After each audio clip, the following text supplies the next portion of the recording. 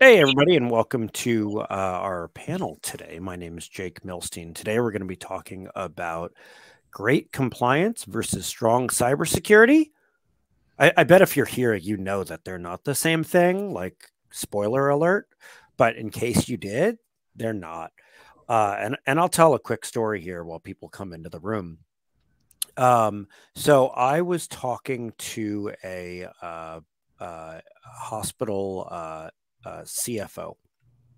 And the hospital CFO said to me, it took us a while, but we finally met all of our compliance concerns, and we clean bill of health. I didn't mean to use that, but there you go. And what they said was, we've paid attention to HIPAA, we've paid attention, we're good. Does that mean why are you now telling me, because I was talking about our services, why are you now telling me that we could still be attacked? I mean, if we meet all of the compliance, like, aren't we fine? And no, that's not how that works, and it's too bad. And there was a joke in there about can't trust government to do everything for you. But it was but it was a real letdown for him. It was a real letdown because he really felt like, they'd improved significantly. It's a rural hospital and they'd improved significantly, and it was a letdown for them. And so from that, we talk about this with our clients a lot. And we thought we'd put together this panel today. So hello, everybody. And you can see over in the chat, chat's on the right if you haven't been to our webinars before. Go over to the chat, say hi, let us know where you're from, and we answer questions in the chat. When somebody brings something up in the chat, I'll interrupt Aleth and Mike, which is the most fun part of these, and we'll get going. Okay, so things to know. Hey, there's a chat on the right. You can mute the chat if you want. If there's a lot of dinging, there are two ways to mute the chat. I'll show you how to do one in a second. The other is there's a little bell on the top. You can click that bell. And if that bell doesn't work for you, I'll show you another way, because some people are like, oh, I don't like all the dinging. Everybody here will get a recording of this, and we'll go through the agenda in a second. Here's the other way you can mute the notifications. You click full screen, more, mute the notifications, then exit full screen. We click exit. It doesn't actually kick you out. Who are we? So for those of you who don't know us, Critical Insight defends critical services against cyber attacks. We provide cybersecurity as a service, which is more than just SOC as a service. It means that we provide 24/7 SOC monitoring, but really we help people prepare for an attack, detect an attack real fast when it happens, and then respond rapidly should an event occur. Today, we'll be hearing from Mike Simon, who's our CTO, Aleth Dennis, who's one of our senior consultants, and I'm, again, Jake Milstein, the event host. So today, we're going to be talking about the purpose of security. We're going to be talking about regulation and compliance. We're going to be talking about compliance versus security. Talked about that a little bit. We're going to then go into risk management, why one size does not fit all, and then summary and Q&A. It's always funny to have Q&A at the end, because we'll really have Q&A throughout. So put your questions in the chat. I'll ask Mike and Aleth questions as we go. And if you have anything else, you can put it in the chat. And if you don't want to put something in the chat, but you want me to ask, feel free to email me. It's just jake@criticalinsight.com, and I'll get your question in. With that, Mike and Aleth, take it away. All right, welcome everyone. Thanks so much for joining us this morning. I know everyone is having busy weeks, and it's summer, and the weather is much more beautiful outside than it is in. So let's discuss quickly the purpose of cybersecurity, and essentially what that amounts to is the confidentiality, integrity, and availability of data and information within your organization. Speaking about confidentiality, keeping this safe and only available to folks who absolutely need it. We can talk about roles and how we limit access to information based on the roles using the principle of least privilege. We also want to recognize the integrity of the data, keeping it intact, complete, and accurate. so that we're providing the most accurate data to our teams to allow them to do their jobs most effectively and efficiently. And then finally, availability. If all these things are so securely contained and so secreted away and protected, it makes it difficult sometimes to make that information available to folks in order for them to be able to do their jobs. So striking that balance between the confidentiality of information and the availability of that information to your employees can sometimes be tough. Also, I think there's a lot of kind of interesting interplay between these. In healthcare, there is often a tug of war. I mean, there's HIPAA that actually in high tech that help us define from a regulatory standpoint how that information should be treated.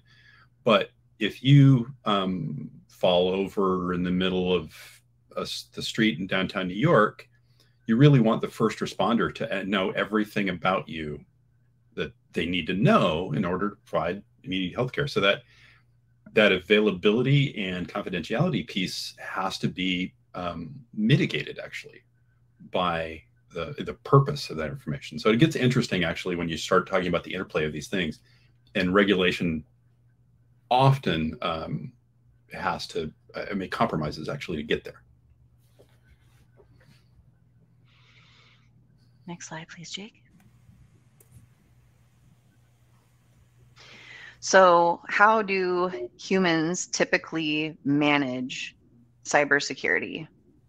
The rise of the framework became something that took over a lot of our ways of organizing and creating controls to reinforce security practices within our organizations. There's a variety of different frameworks out there that we can discuss, but ultimately we started to move towards this idea of creating a process to stand up the idea of having a secure organization.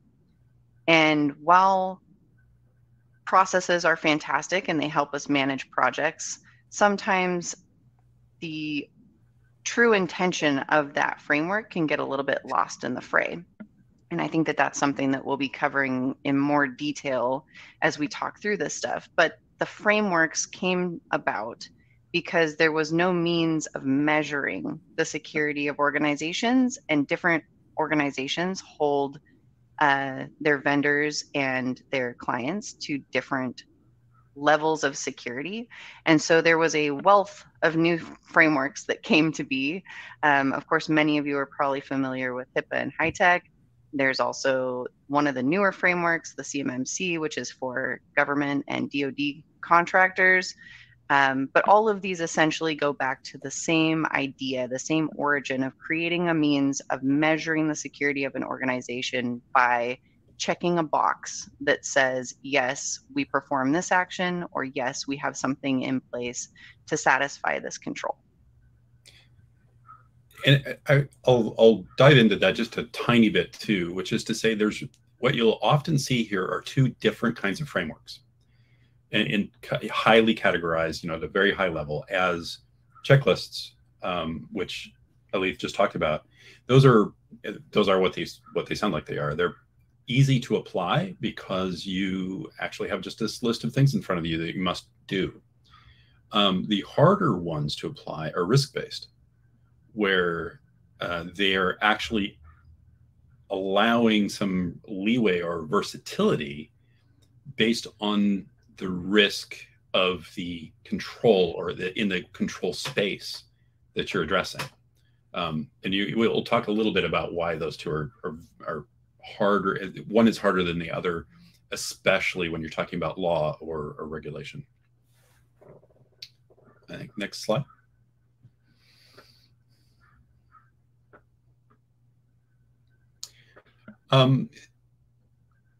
It becomes really interesting to kind of ask yourself the question: who's doing the regulation? Who is actually creating a regulation that you're expected to conform to? The primary player in the space is government. Wherever you are in the world, if you're in the U.S., it's HIPAA, high tech, the FFIEC, Graham-Leach-Bliley, and then things like COPA, FISMA. not everybody got my joke in review of this, of the kind of tiny font as you go to the right. But that list of federal level regulation is essentially never ending.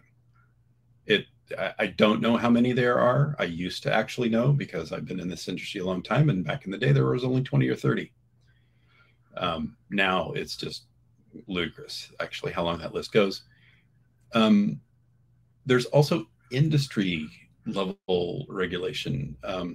Probably the most popular that you'll encounter is the payment card industry, DSS, and that is not actually it's not law. That is the industry regulating themselves, because and the reason actually they did this was because they correctly surmised that if they didn't, the government would do it for them. And they've been so far fairly successful in actually fending that off. So your ability to use credit cards or as a business is predicated on your compliance with PCI. And, FINRA is another example of that. And then there's the last category, which is you regulating yourself, something that CI does.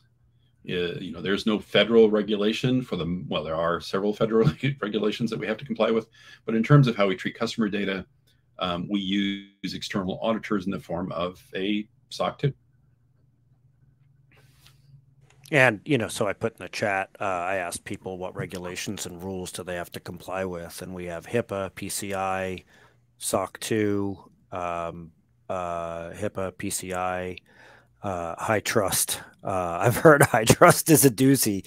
John Delano, who works with us, is a hospital former CIO, CISO, and he had to deal with high trust at one of his organizations. And I heard lots of stories. And Melissa says HIPAA, PCI DSS, FERPA, GLBA, COPPA. So a lot of them in there. And Elizabeth joke, one of my employees, said every time we talked about the SOC audit, she envisioned us emptying our sock drawer and pairing our socks together. Elizabeth, quick funny story. One of the things that we provide is SOC as a service. And so I do actually have socks with our logo on them. And if anybody wants one, you should let me know. But imagine people's confusion between SOC 2 audits and SOC as a service. So sometimes, you'll end up on a call about SOC as a service and they're like, oh, is that my audit? No. So no, I mean, too many acronyms doesn't make any sense. Mike Leith, back to you. It's the wealth of stuff that people have to comply with. Melissa, a quick question for you. Noticing FERPA in your list, have you ever run across a situation in which somebody who actually needed to apply FERPA in a educational environment had no idea, A, that FERPA existed, and B, how to apply it? Because having taught at the graduate level for 15 years at a major university, I can tell you that was commonplace. So not just what your regulatory environment is, but actually just how well people understand what that scope is within the org is kind of shocking at times. So let's talk a little bit more about processes and security. When we're talking about compliance really goes back to this idea of a standard, a minimum, essential, standardized list of objectives. And it's typically scoped so that it can apply to most organizations, excuse me, but it doesn't really encompass all the subtle nuanced issues that you can find in a variety of different industries. For example, the difference between a manufacturing plant and a hospital can be pretty dramatic. Whereas security really is an idea that is more dynamic and subjective. And these things really do not equal each other. They are completely opposite sides of the spectrum. So being fully compliant does not equal being safe.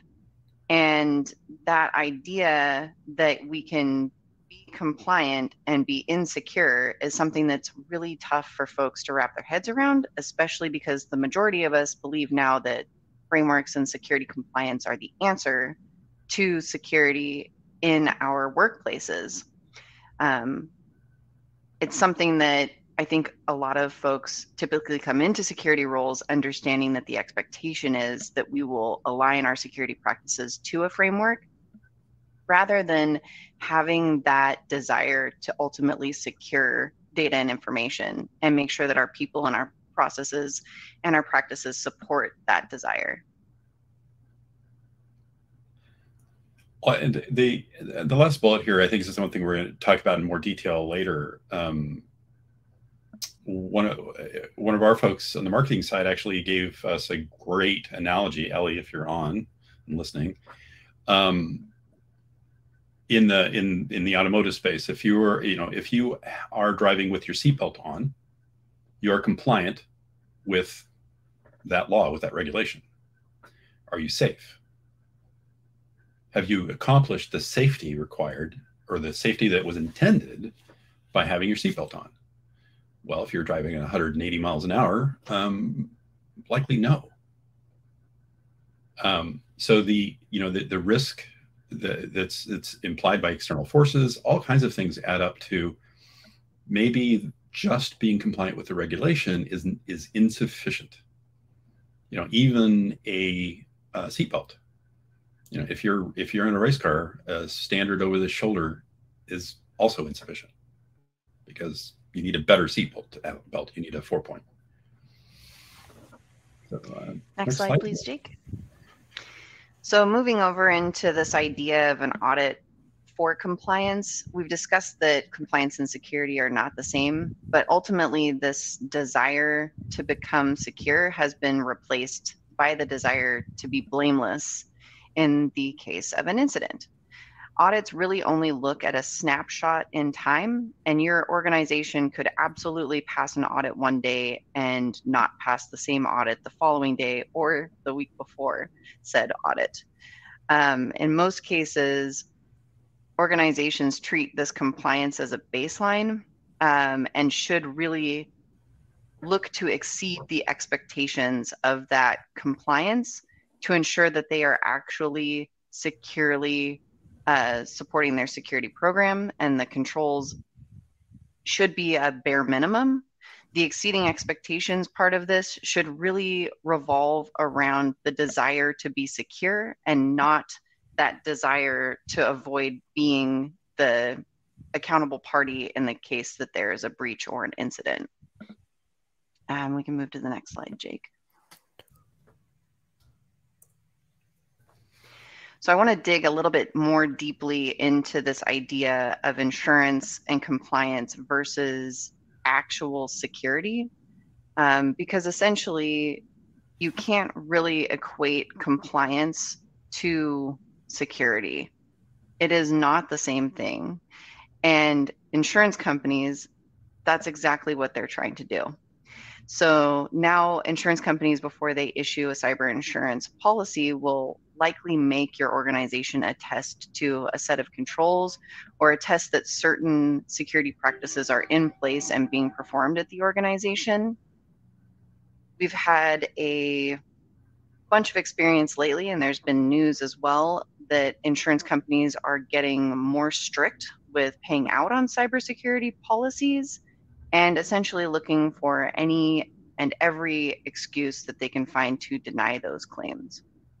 In some cases, even challenging things after the fact and investigating organizations to reveal that certain controls were not in fact in place, and then denying claims for cybersecurity insurance payouts. Yeah, I mean, there's one article actually out, was it Mike, yesterday, day before, that one of the major carriers is suing one of its insured to remove coverage because they say they lied about having MFA. Yes, that's correct. And that is absolutely something that folks can Google outside of this webinar, but it is one of the most recent cases. Another thing to be aware of is that while having ransomware classified as a terrorist act is an incredible thing from a governing perspective, it can make insurance policies and being able to file a claim against your insurance policy a little difficult. So absolutely make sure that you are reviewing your insurance policy and that you understand if there are any exceptions in that policy, which would make a payout or a claim impossible to file if the cyber attack that you are faced with is classified as terrorism. We have also seen folks dealing with a number of challenges around discerning what the requirements of the insurance policy that they have are. There are some cases where the insurance policy requires that they be the first notified instead of, say, an incident response firm or the lawyers. The insurance company actually requires that they be notified of an incident first, and that a very strict procedure is followed in order for the organization that is compromised to be eligible to file a claim. So once you're confident in the effectiveness of your controls and feel that they provide you with the right level of cyber resilience, then you should be looking for a cyber insurance policy. It should not be the thing that you buy to get out of doing that cyber insurance, the cyber insurance policy should not be the thing that you purchase to avoid actually following through with improvements and optimization to your security program and improving your security posture overall for your firm. It's not something that you can fall back on, and not necessarily something that you can rely on in the case of an incident. Sometimes it will only cover things like the breach notification and the cost of personally identifiable information monitoring and dark web monitoring for folks that may have had their information leaked, but it doesn't cover the negative repercussions for your organization to recover from that attack. Yeah, I would add too that one fairly common issue as you're signing up for cyber insurance or a reissue or getting a reissue is not asking enough questions of the insurance company. Not they're giving you a horrible questionnaire to fill out, and it's poorly. It's sorry, any insurance people on the call. If you have issue with what I'm about to say, please call me. Actually, better yet, call Jake. He likes to talk about this. But the questionnaires are quite terrible, and often they are a little vague regarding scope. So if they ask a question like, do you use 2FA? Do you use two-factor authentication? And that is the extent of the question. They could interpolate your answer to mean everywhere. If you say yes, because we use it on these servers or that thing, but you don't use it, for example, for access to the locked bathroom on the floor that you're on, your answer is kind of mostly not yes. Now that's an extreme example and would probably never actually hit court, but getting really, really clear on scope when they ask a question like that, where do they really mean that you apply that, can save you. It can be the difference between are they going to pay out on this claim or not. And clearly they are a regulator in that regard. Yeah, I mean, one of our customers actually had an insurance renewal problem because the insurance company decided, okay, we're going to run we're going to run network scans, and we're going to decide whether to give you insurance based on those scans. And Mike, I know you have, some feelings about whether those scans are compliance, right? But whether that's good security. Yeah, I mean, and the help we provided actually was to give a different insurance company context on what was showing up in those scans. And the second insurance company was like, yeah, sure, we'll insure those people. That's those, those earlier results aren't applicable. Right. So it's ask questions, dig deep, make sure that you understand what they're asking for. And, in the case where you do need to comply, you need a program that lets you know that it truly is, you are in compliant continuously. Mm-hmm. And I think we've killed this slide. And I think also that it's important, and we can stay on this slide, but it's also important to ask questions about what the coverage covers, what things constitute a claim, what do I do if I have an incident? Really put the insurance company through your due diligence and have them support your organization and let you know exactly what is covered within this policy that you're purchasing. I've seen some cyber insurance policies that really cover essentially nothing. And they're just a security blanket that, if it was ever needed, would not help the organization recover or move forward in the case of an incident. And with smaller organizations, the statistics are scary for how many organizations actually shut down within 5 years of a cyber breach. And those are the ones that typically lean more heavily on insurance to remove the need to be secure, which is not the right way to go about that. So speaking of, and I put this in quotes, the solution, we see all too often this idea of compliance and insurance as a means of security instead of the process of legitimate security and a formal security program. So it begins as this desire for compliance. There's an assessment, a gap analysis is performed. The company receives a ton of recommendations, things that they can do to improve. And this insufficient security is discovered, but then the ball typically gets pushed to the side, not essentially not dropped, but just pushed to the side because folks are busy, organizations are under-resourced, people are stretched very thin, and this proactive security measure doesn't seem like a high enough priority when it's measured against the things that are our day-to-day tasks and the things that are often yelling and screaming at us in our email inboxes.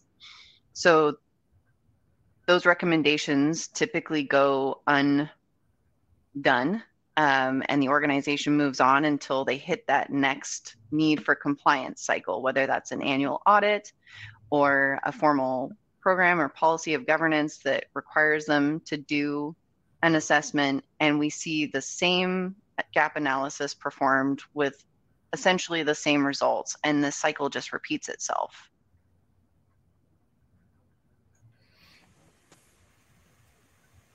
You know, and I want to, a couple of folks have really good comments in the chat here. You know, John saying so much is left up to interpretation on both sides, like HIPAA's requirement for reasonable and appropriate effort to protect. You know, everybody, you know, I'll paraphrase here, it says, you know, everybody defines that phrase differently, each to their own advantage. Completely true. Right.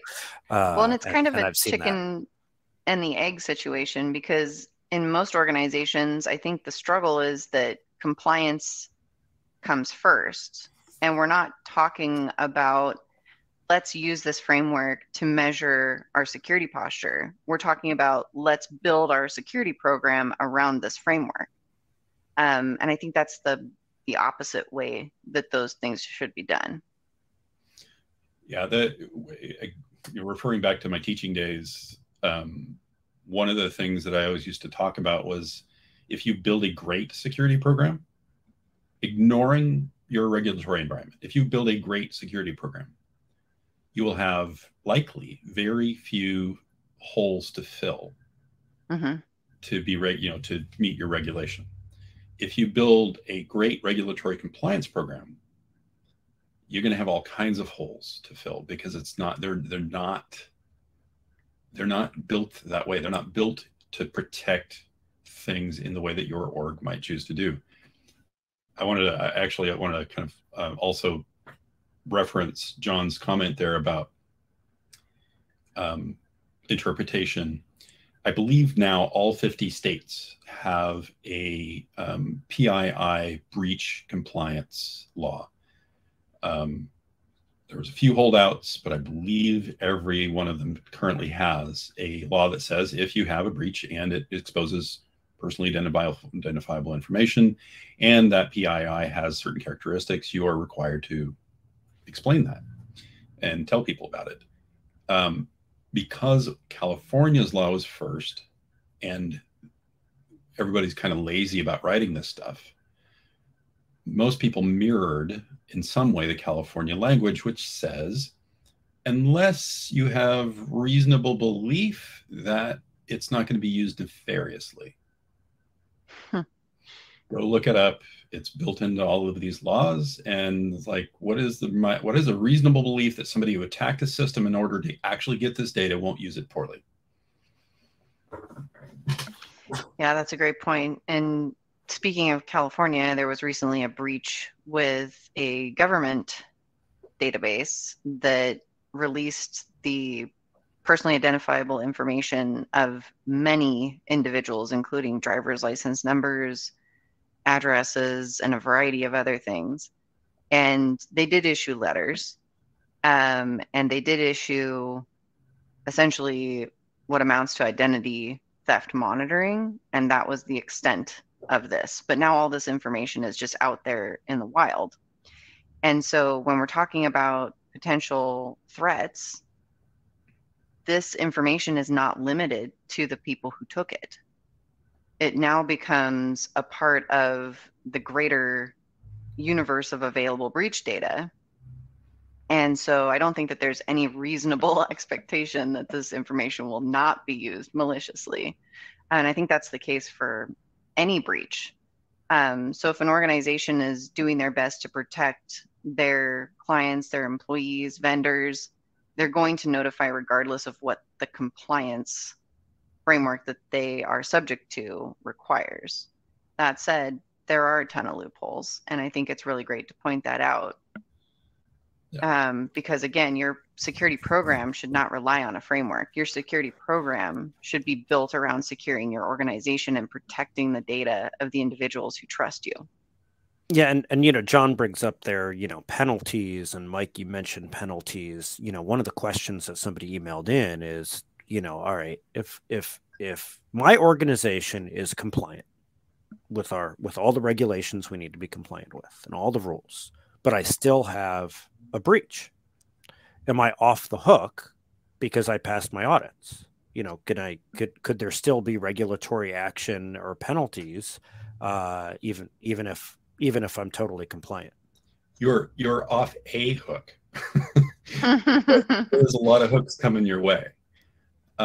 If you are fully compliant and you have a breach, there's a couple of things, and part of this is going to sound a little bit like legal advice. So I'm going to say I'm not a lawyer.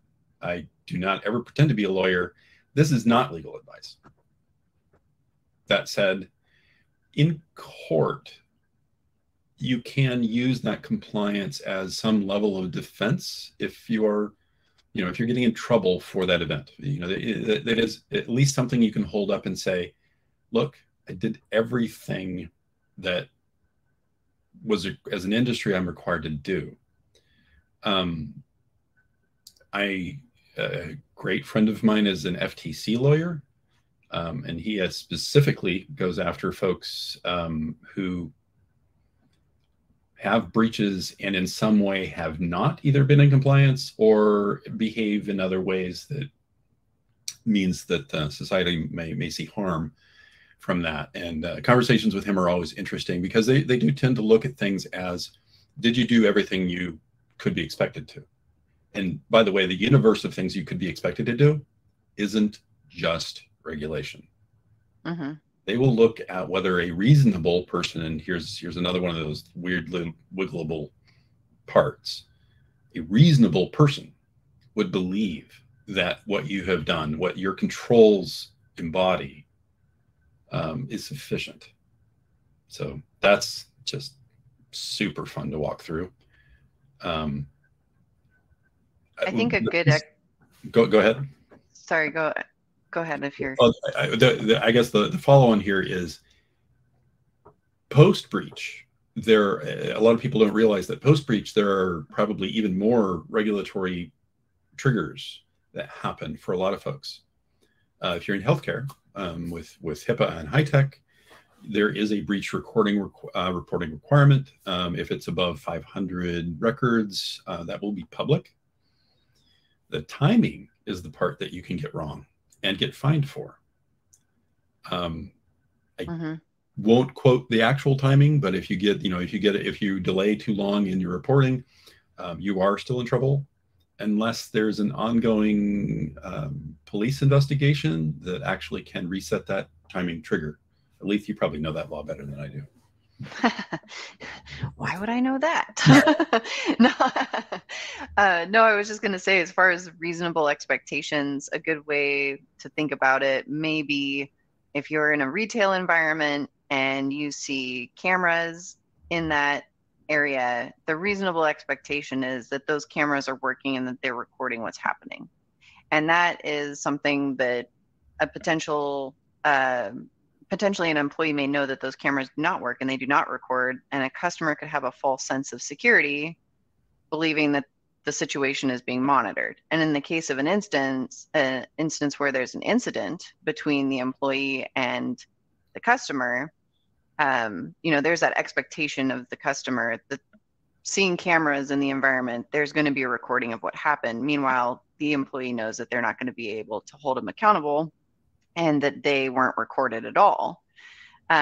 So in a situation where, you're an organization that's being trusted to hold people's personally identifiable information, there is a certain level of assumption that you will do everything within your power to keep that information secure. So while compliance is great, and again, nobody here is a lawyer, please consult your legal counsel, it can go a long way to demonstrating that you have certain controls, procedures, and security practices in your organization, but it shouldn't be the thing that you rest your hat on. We'll talk a little bit later about things that you can do to improve security posture and to start creating artifacts that would support and demonstrate that you're following good security practices. And I think we can jump to the next slide at this point.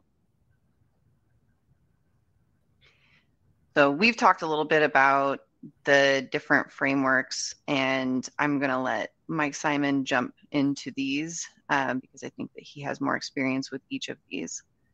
Well, and thanks, Alith. And what I really wanted to dive into with this slide a little bit is whose risk are we talking about? PCI is a really interesting example. Several of you actually posted PCI as one of the compliance regimes that you need to deal with. So you're more intimately familiar with this than I am, for sure.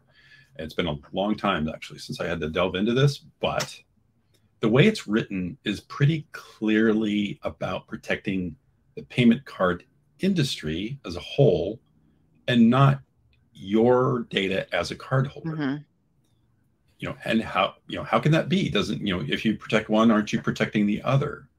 Well, not really. If it was about protecting every cardholder, you wouldn't have 4 levels of compliance. And here's how old I am. As far as I know, it's still 4. Again, this could have changed out from under me. But the way it was written, it's still 4. Thank you, Melissa. The way it's written is if you're a barista accepting on the street, Seattle has street vendors who are slinging espresso, by the way, in case you didn't know that, and taking credit cards. You're level 4 and you have a lesser compliance than another Seattle company, Amazon, who is level 1. If it's about protecting the individual cards and that data of that individual, they would all be under the same regime. Because it's about bulk protection, it's about making sure people's confidence in the system is still working and it's well placed, and it's about the massive transactions. So just keep that in mind. And by the way, if the thing being protected and managed is the industry and not individuals, it's probably also not about protecting you as an organization. It's about the industry and making sure people's confidence in an industry is maintained. Another one that's a little bit like that is anybody on this call NERC-CIP?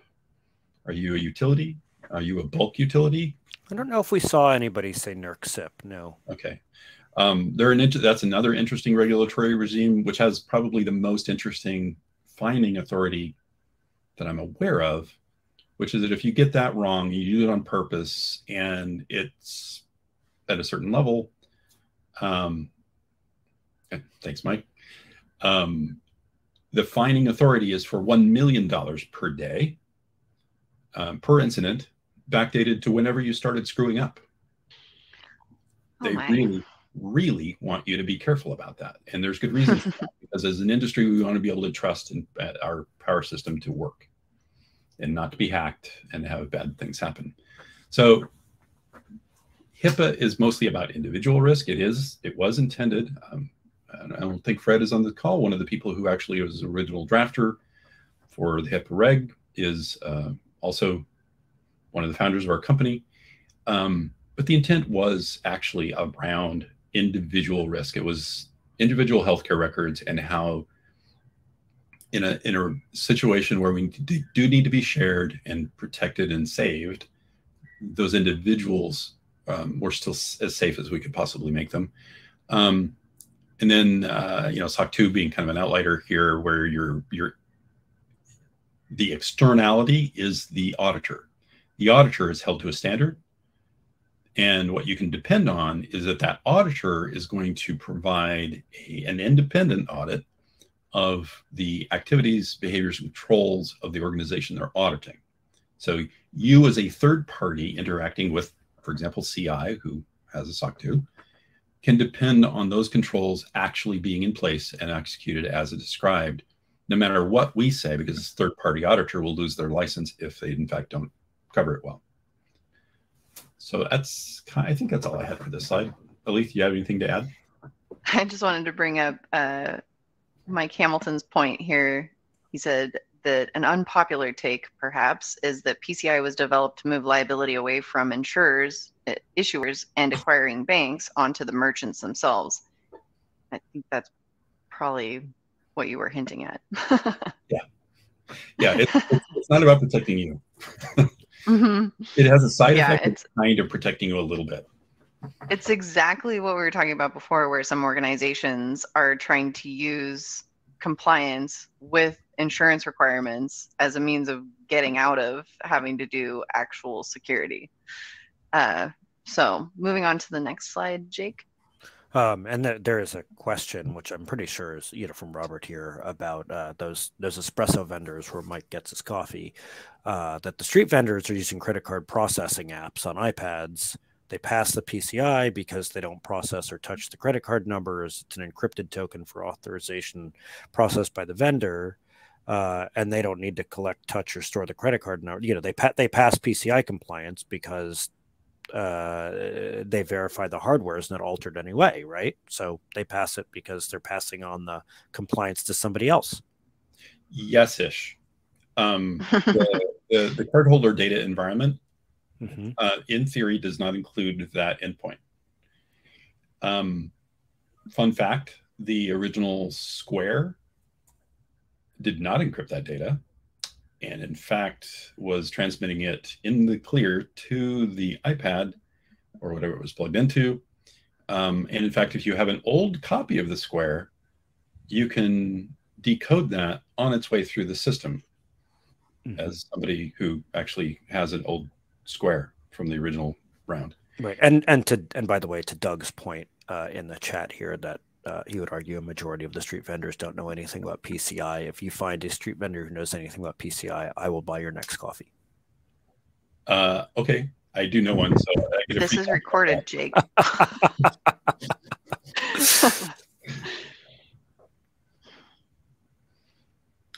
So we talked a little bit about that idea that if you have a seatbelt on and you're driving around, that part of law around how we regulate people moving around in vehicles, you're compliant with. Have you completely protected yourself with that? Well, no. There's a lot of other factors that go on. The problem people writing these laws have, and this is why there's gaps, is if you're writing a federal law, something that has to apply to many, many, many organizations and maybe individuals. It has to by nature be something that every one of those folks can do.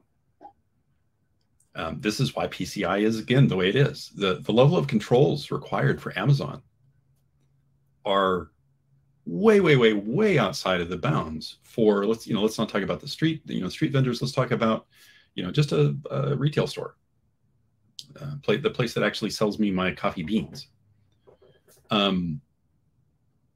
They are aware of PCI. They're aware of the fact that, well, in my case, they're aware of PCI. They talk to me, but they may, in fact, have to be compliant themselves or do some level of compliance if their point of sale doesn't take that out of their hands entirely. But again, when you write the reg, it has to apply to every single person who might take a credit card, every single entity that ever touches one of those. And if you're going to apply the same level of controls to Amazon as you apply to the coffee roaster down the street from me, it's not going to work. It just can't. So the idea that it has to be a thing that you can apply fairly and universally comes into play here, and it makes it really, really hard to write laws in this space.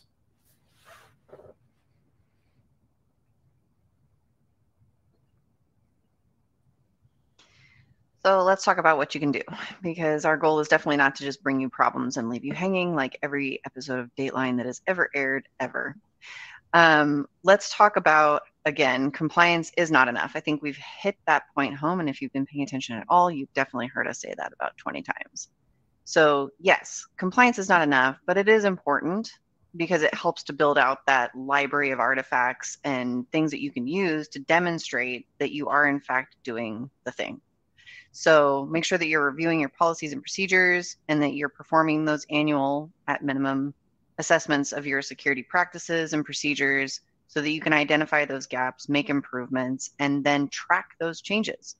If you identify a gap in the way that, say, healthcare technicians are transferring personally identifiable information, pictures of patients, healthcare records, now that a lot of us are moving to more mobile device and mobily transacted data, that's something you may want to check out. But if you identify a gap there, make sure that it's documented. Make sure that you have a paper trail. Like, we identified this in our recent security gap assessment, and we've taken these steps to mitigate this risk, and these are the changes that we're making, and have all of these things documented so that you can show that you're conscious, you're aware, you are taking stock, you are making steps towards improving and optimizing these programs, and understand the difference between aspirational security and actual security policies, practices, and procedures.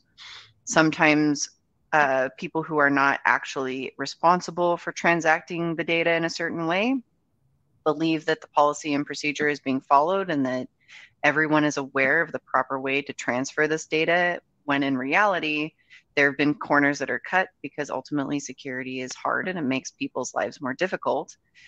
So understanding the gap between what the regulation is, what a, in quotes, good security practice is, and what's actually being performed out in the field by employees, along with what the expectations are, that needs to be recognized, evaluated, and then steps taken to move towards that aspirational policy and make it fact. Because the only thing worse than not having a policy is having a policy that's not being followed, especially in the case of an audit.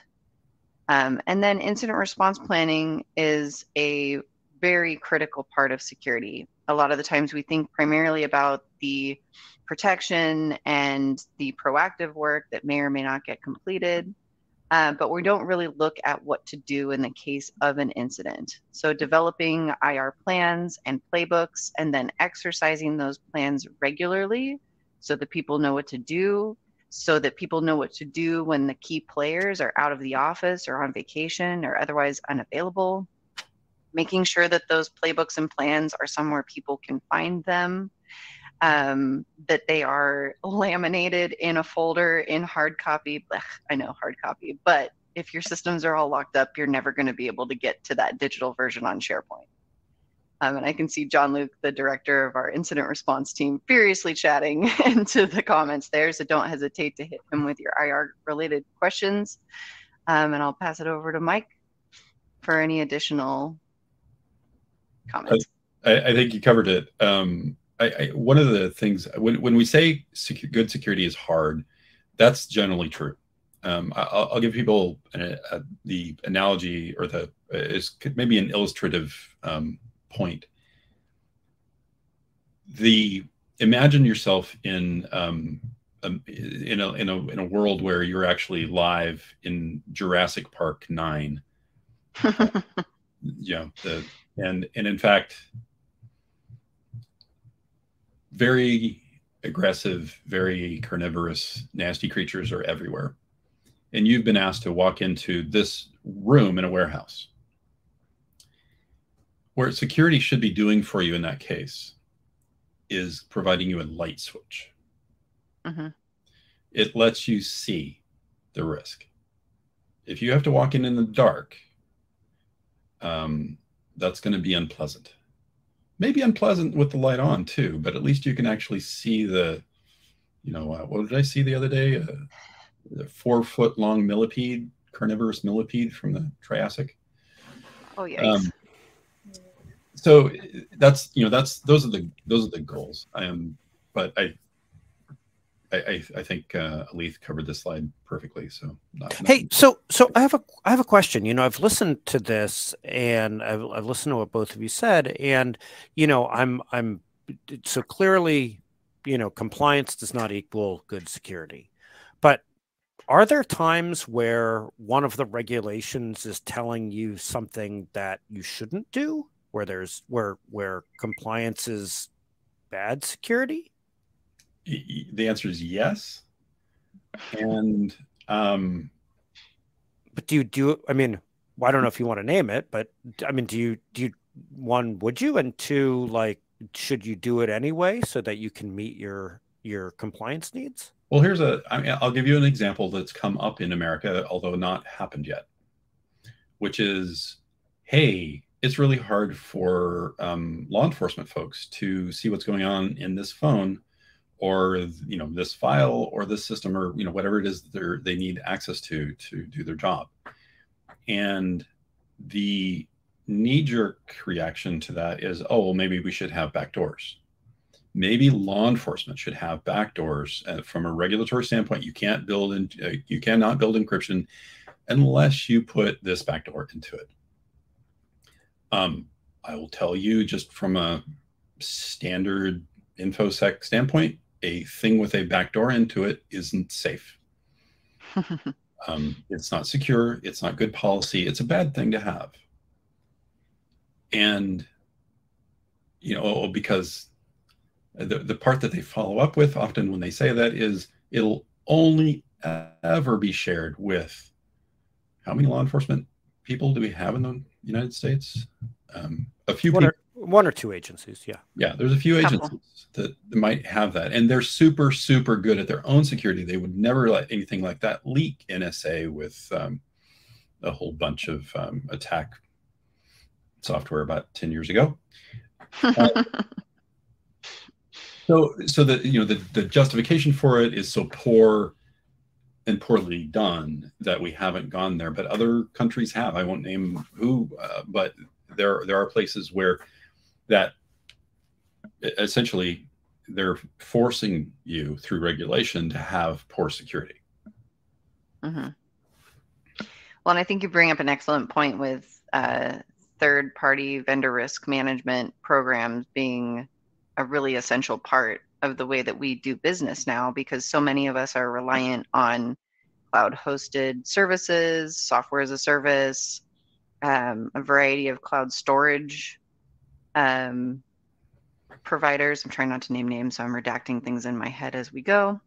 But I mean, essentially, we all rely on other organizations to keep our data and our clients, employees, and anyone that trusts us with their data safe. And so doing your due diligence to make sure that you're holding your vendors accountable, requesting their SOC 2 reports, and making them go through the paces to prove that they have great security and great cyber hygiene in mind is something that you can do to, again, prove that you have done your due diligence, that you're tracking those things keep copies of those reports that you request annually as artifacts. And that essentially helps to transfer some of that risk, but it does not protect you against their poor security practices in the event that they are heavily dependent on compliance and not really focused on good security. Yeah. So I want to get to I want to get to a couple of things, and then I want to get to what Jennifer says, and then we'll do final thoughts here because we're in the last 5 minutes. You know, Sure. one of the things that's important to tell people is what we do. So, you know, for us at Critical Insight, we help people, if you look on the right, with their strategic program development, and that's regulatory compliance. So we do policy and compliance work. If you need help with that, and all of the ones we talked about today, CMMC, HIPAA, all of that. You know, penetration testing is part of compliance for some industries, of course. And of course, the gap assessments and risk assessments. And on the left, you know, for the managed detection response, we're seeing this become more part of the insurance regulatory compliance. You know, do you monitor 24/7? Of course, that's part of CMMC, which is the DoD stuff. And we're seeing it, you know, become part of others. And of course, having that IR plan, which we can help you develop, you know, is all part of it. You know, Jennifer says something really important here in the chat, which is, you know, getting business buy-in is important. You know, something I've found successful is learning the core business operations and finding something to assimilate the situation to. Example, facility maintenance, physical security, HR, you know, some metaphor that works for other places. I mean, getting that buy-in, Elise, is sometimes really hard, but is really important. You know, I mean, somebody in the chat earlier, and I have to scroll up to see it, said, now I need my exec team to understand this. Yeah, absolutely. And I think a lot of what I do when we're performing focus security assessments, for example, I talk to every department that the point of contact will give me access to: human resources, accounting, facilities, and we talk about their practices as they relate to security. And a lot of the time, what I end up doing is translating the needs and desires of those functions and those departments back to the C-suite and the folks that are responsible for making sure that they have the adequate resources in order to uphold those security programs and their aspirations for optimizing their security programs on a go-forward basis. Yeah, yeah. So we'll do final thoughts in 1 second. I do want to tell folks at the end of all of these, we do a survey, and Ginny on our team is going to put the survey in the chat. There are 2 really important things to know about the survey. One, three things. One, really important that you take it so we can get better at these. Number 2 is if you take it, you can either get a gift card or you can get a donation to Girls Who Code. And number 3, you can put a note in there if you find a street vendor that does understand all of the credit card regulations, and then I'll send you coffee. You know, very, very important things in the survey. And also, if you ever want to get in touch with us, Ellie, who's on our team, is the person who can direct you to all the right people in the organization. That's her email address up there. Of course, you can always email me, jake@criticalinsight.com. But Ellie's faster than I am. And I appreciate that somebody is applying for their coffee street vendor license now. That's very good, Robert. All right, let's do final thoughts. Elise, first you, and then Mike. So final thought is take stock in your security program. Look at it from the perspective of being passionate about protecting the people who trust you. And then look at compliance after you feel like you have satisfied everything that you feel is important in that regard. Mike, final thoughts. Almost exactly the same. I would reiterate that building a great security program is what you should do first. If you do, there are very few compliance regimes that will stretch you a whole lot further. There will be cracks to fill in. There'll be gaps. But if you build a good program first, you'll find that the rest is relatively easy. And I'll throw in one example of that. When HIPAA became law, I had several healthcare clients as a consultant. None of them had significant work to do. Mm-hmm. They had built really great programs. All right. Well, thank you everybody for joining us. I hope that you find those vendors so you can get your free coffee. Seriously, take the survey. We really appreciate you being here. Mike and Elise, thank you so much for putting this together. We have free security awareness trainings every other Friday. You can sign up for those on our website. Just click on the events section and go to security awareness training, and we have more events coming up. As always, good seeing everybody, and thank you very much for joining us. Have a good day. Thanks, everyone. Thanks, everybody.